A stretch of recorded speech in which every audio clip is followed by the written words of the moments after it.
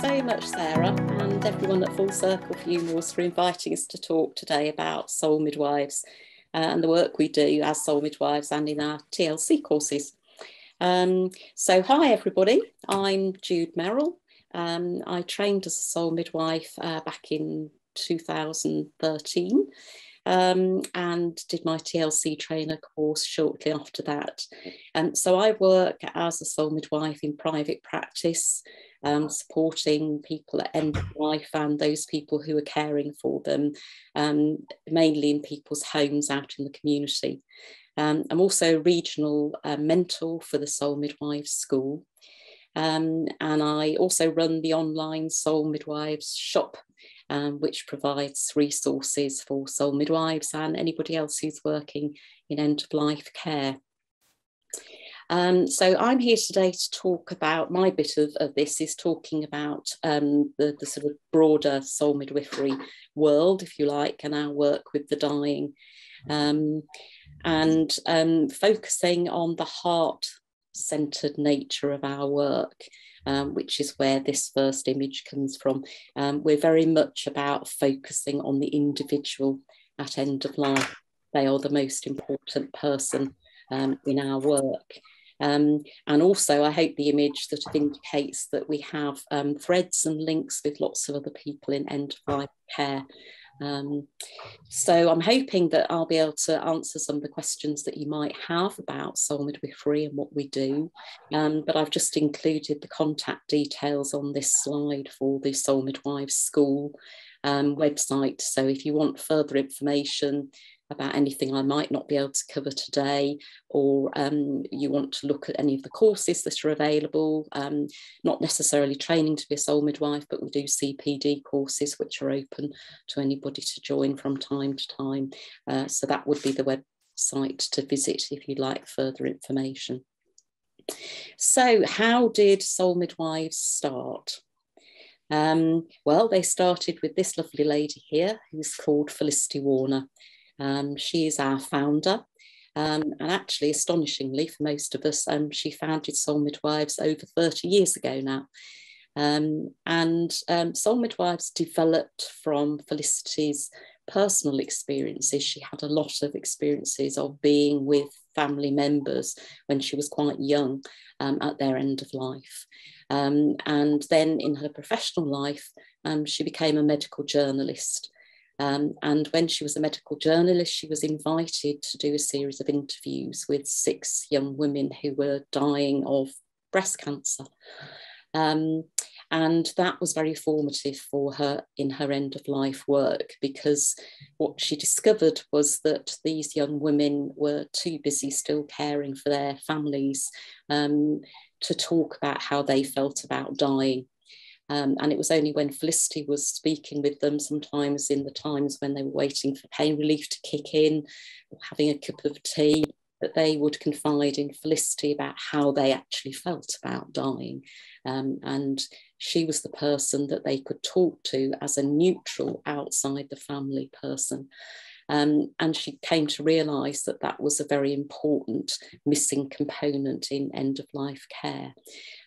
So when she concluded those interviews and actually supported 5 out of the 6 of those young women to the end of their lives, she realised that this was work that she wanted to carry on doing.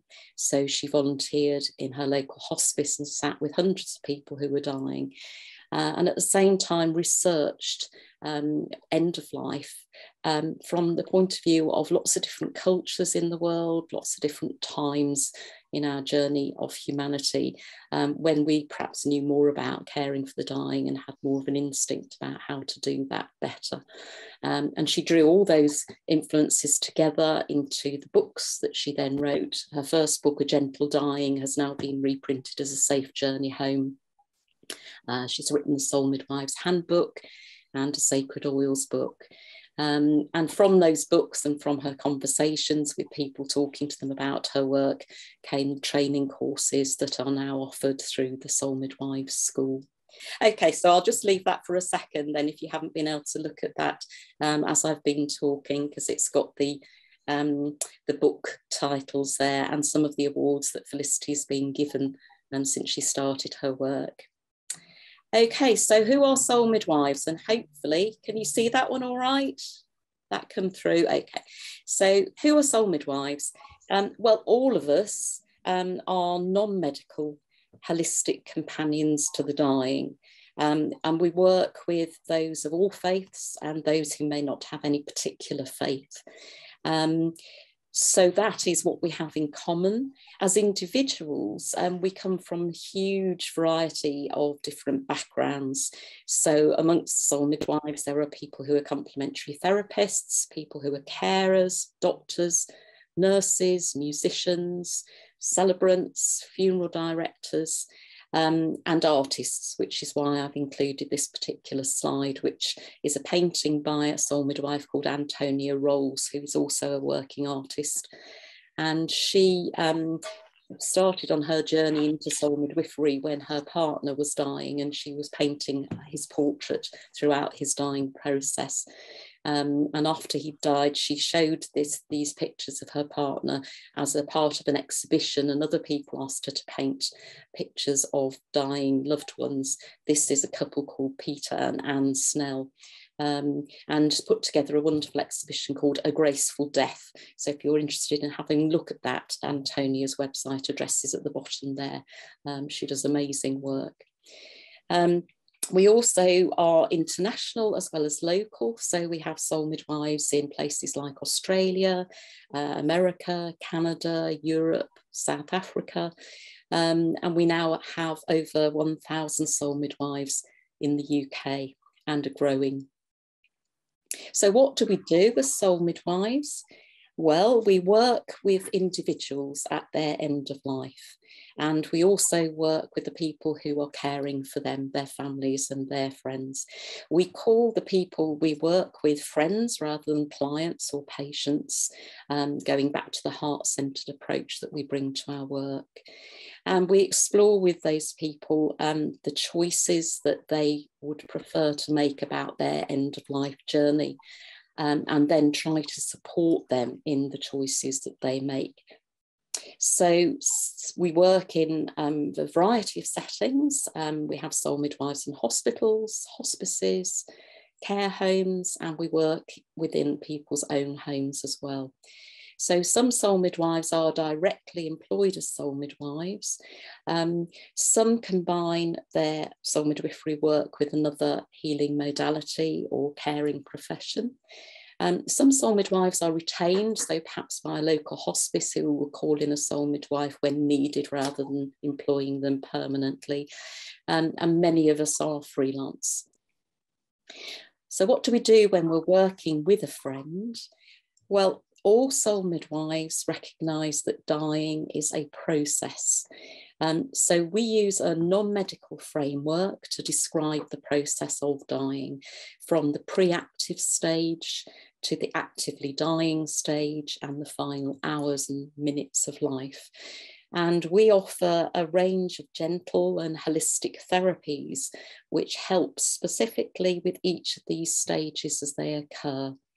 So my colleague Helen is going to be able to tell you a little more about this when she's describing her work as a TLC trainer. So how does our work as soul midwives connect with the wider community? Well, as soul midwives, we can work with a friend from a point of first diagnosis all the way through to end of life and vigiling. Some soul midwives also offer care of the body after death, so we can support some family and friends who want to either keep their loved one at home after death if they've died at home, or bring their loved one home if they've died somewhere else. And we are able to help and support the family in perhaps washing and dressing their loved one and caring for them before the funeral. Some soul midwives also offer celebrancy and funeral support. So it depends on the individual soul midwife what range we're able to offer, but that's the full range that is available. So members of our soul midwives community are involved in all the projects that you see here. as well as working in partnership with other organisations who are working in the field of end-of-life care. And we find these partnerships are really helpful in offering a range of holistic support to the friends that we work with and their families. Supporting people at end of life to make informed choices about their end of life journey is hugely empowering for them at a time when very often they are feeling incredibly disempowered. So as Soul Midwives, we can help with conversations about making death plans, final wishes, all the way through to funeral wishes, and many of the care decisions in between those. So just to finish, some thoughts on Soul Midwives and our role in the wider area of end-of-life care. I'm calling this an end-of-life circle. I'm just making the point that from my particular standpoint, I believe that end-of-life care can be considered to be distinct from palliative care. So in our work, we must always presuppose absolutely excellent palliative care. But there are now many organisations working specifically within the field of end-of-life care, and some of them you can see here. So we're starting here with the individual, our heart-centred work. And around the individual, the first circle of care would include people like soul midwives, end-of-life doulas, before I go practitioners, some of you may have heard of, who are involved in advanced planning, coffin clubs, obviously, death cafe hosts, No One Dies Alone projects. So all of these people are able to provide wraparound care while the person is dying. When someone has actually died, then the second circle of care might kick in with daisies, who provide care of the body after death, celebrants, funeral directors, and beyond that, many of us will know about compassionate communities who wrap around the whole end-of-life care, so feeding back into the individual and their families. So whilst this is a free flow of information out to our wider compassionate communities, it does involve a free flow right back to the individual, where we might perhaps be involved in setting up rituals that would properly represent the person who died, perhaps with COVID in mind. There haven't been time to concentrate on the individual after their death, but we can now help to set that up for them. So that's just a work in progress, a diagram. Hope it's helpful. Be interested in feedback on that if you have it. And finally, just to say again, big thanks to Sarah and Full Circle for asking us to speak about the work of Soul Midwives. Do feel free to get in touch with me if you'd like to ask any questions that we don't manage to cover this morning. I'd be really glad to hear from you. Okay, so that's me. And if I can now introduce you to my Soul Midwife colleague and TLC trainer, Helen, who will tell you more about how Soul Midwives work with a friend at their end of life and about our TLC courses. Helen. Hello, yes. Thank you very much for the, thank you very much, Jude, for that, and for to Sarah and Full Circle for inviting us, yes. As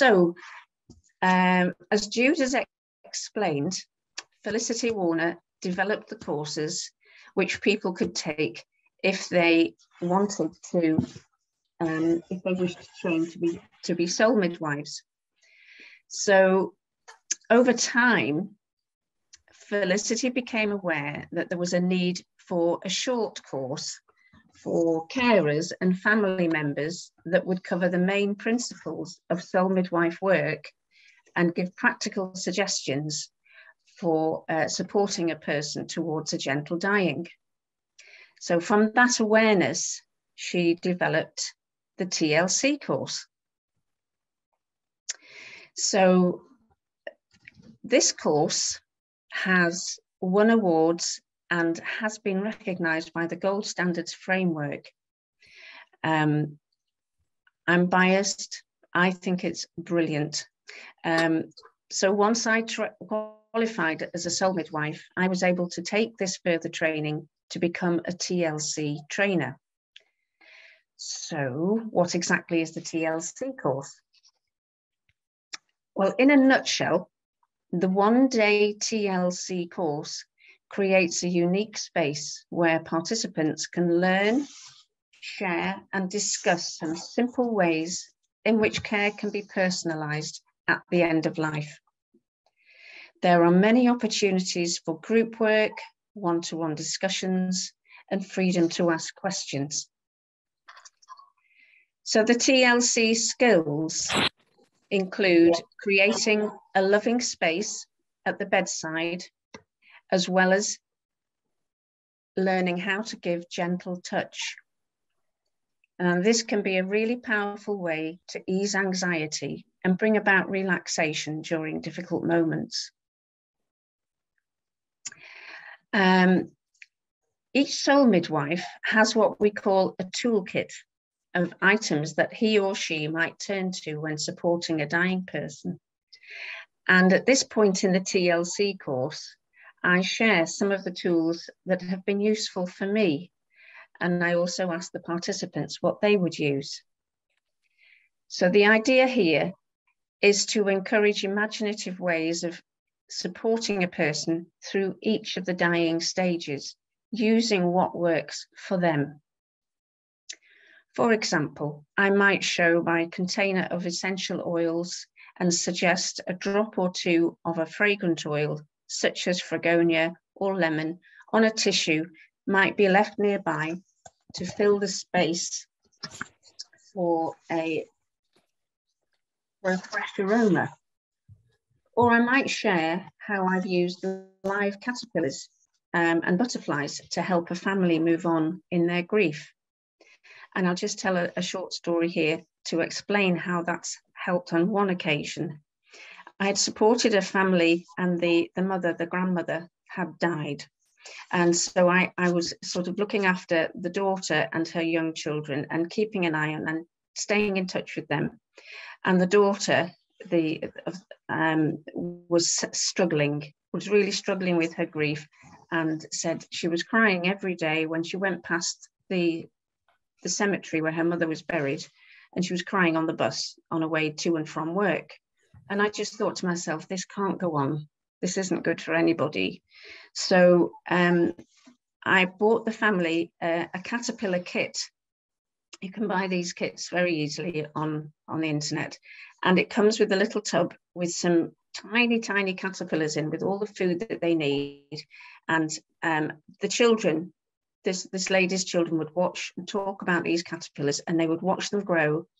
And then they put them into a net. When they turned into chrysalises, they would sit in this special net container, and then they would wait and wait. And it looked like nothing was happening. And then all of a sudden, these 5 butterflies would emerge. And the idea was, and they did this, they took the net of butterflies to the grandmother's grave in the cemetery to release them.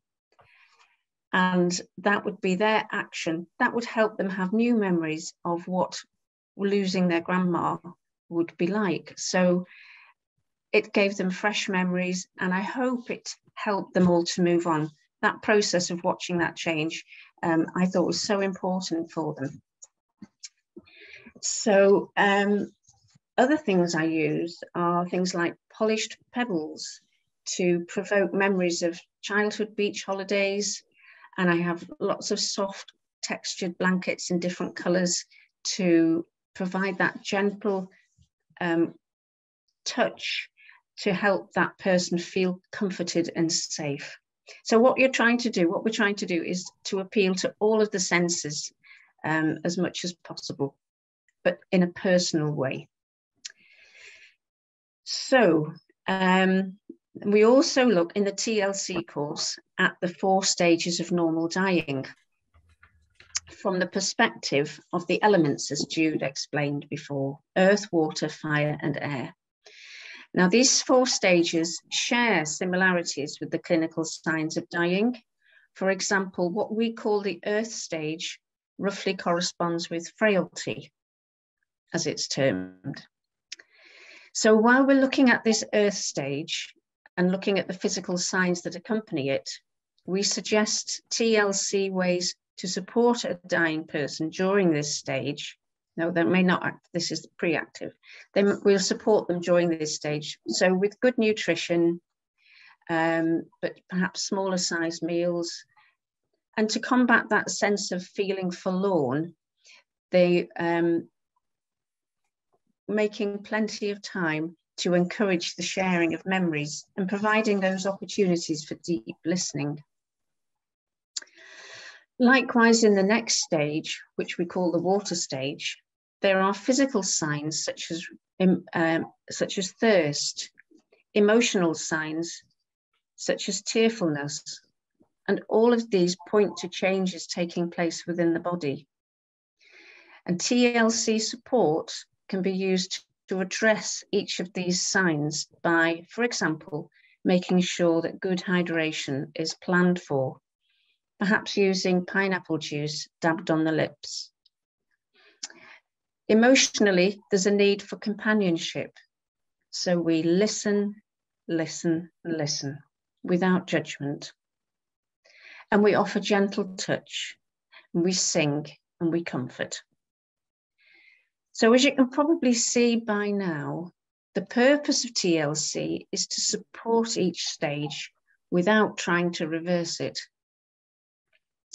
Now, this next stage, the fire stage, may have some aspects which can be quite challenging for relatives to accept. Clinically, this might be called agitation. So in this stage, the major organs are affected and they're beginning to shut down. So as this affects the digestive and elimination systems, there comes a point where food and sustenance are no longer appropriate. So if the relatives understand that this will happen, it can be easier to accept. Emotionally, the skills that TLC can bring to this stage are that gentle reassurance, holding that space, using a soft, encouraging voice. The eyes also undergo profound change at this time, and the ability to see is affected by this. Peripheral vision will be lost, and the person may well be only able to see what's directly in front of them. So TLC suggests that we greet from the foot of the bed.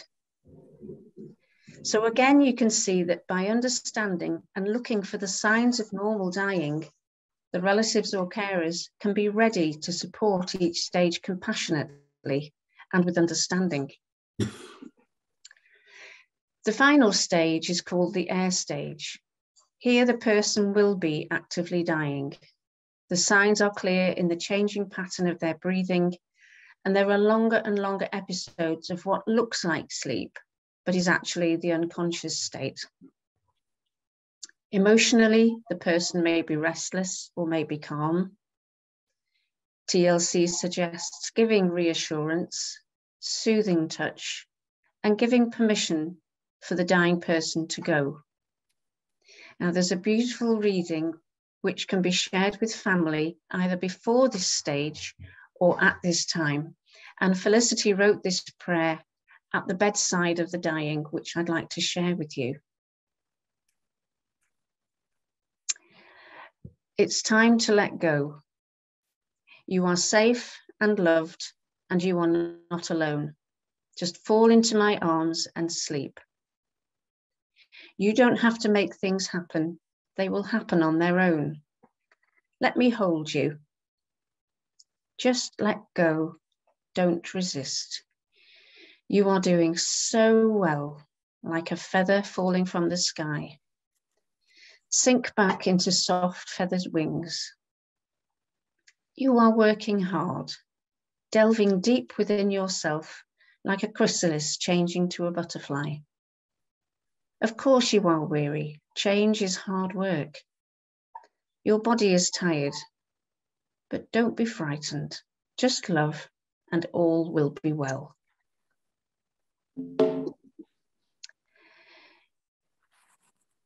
Jude, could you go back to the previous slide, please? So the TLC suggestions for this stage is called vigiling, holding that space for the dying person being present while their body undergoes profound, irreversible change, maintaining a calm presence, noticing when the last breath has taken place and continuing to hold space afterwards for as long as necessary, or until the relatives have been able to spend time with the body if that feels right for them. So having delivered the learning about the 4 stages of dying, which is the most powerful part of the TLC course, we share ways in which this new journey this new knowledge has made a difference to the participants. It can be an emotional journey for them as these new insights about the dying journey take time to process. And TLC trainers understand that taking part in this learning can be hard work. And we make provision for safeguarding at the beginning by giving people permission to step away at any time if the learning triggers deep emotions. So if we go to the listening slide, please, Jude, thank you. So returning to the TLC process, we revisit the skill of deep listening and practice this with some group work, taking it in turns to actively listen or be heard without being interrupted. We explore the importance of being a good listener, and we look at ways to honour the wishes and boundaries of the dying person. So these are the main elements, the key elements of the course, which I hope you've found interesting. So who has attended the course that I've delivered in the past? Well, I've had students from Australia, some from the United States, some from Ireland, many from the UK, and some participants have gone on to seek training to become soul midwives themselves. So it has a wide reach. There are relatives of the dying, people who want to prepare for their own.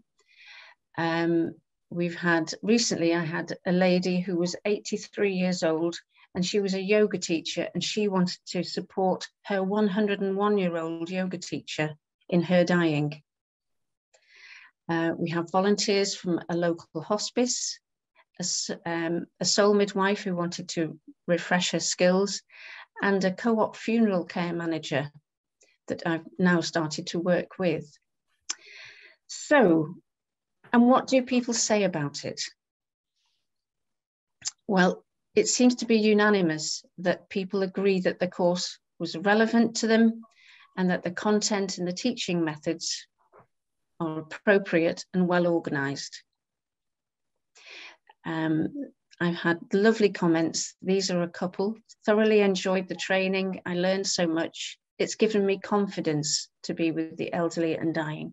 And that for me is one of the reasons I do this, because I want to inspire people to have the confidence in the skills in themselves that are already in those intuitive skills to be compassionate. It's about opening that part of themselves up. So how can I find more? How can I find out more? If you're interested in this course, that's my website. It's Tender Loving Care Training. I would be very happy to take any questions later on. But thank you, everybody, for listening and for giving me the chance to share the TLC message. Thank you so much, Helen. That was lovely. And just before we go to the question and answer session, may I also introduce you very briefly to 2 soul midwives who work locally to Full Circle Funerals in the Yorkshire area. So if I could ask Kim to go first, please, Kim. Thank you, Jude, and thank you to Sarah and everyone at Full Circle Funerals. My name is Kim Kinsler. I'm a soul midwife and independent celebrant based here in First, North Yorkshire. I've lived in the Dales for over 20 years, where I've served my community as a registered nurse, as a yoga teacher, and lately as a complementary therapist. My journey as a soul midwife began 11 years ago when a funeral director gave me a copy of this little book, A Safe Journey Home by Felicity Warner.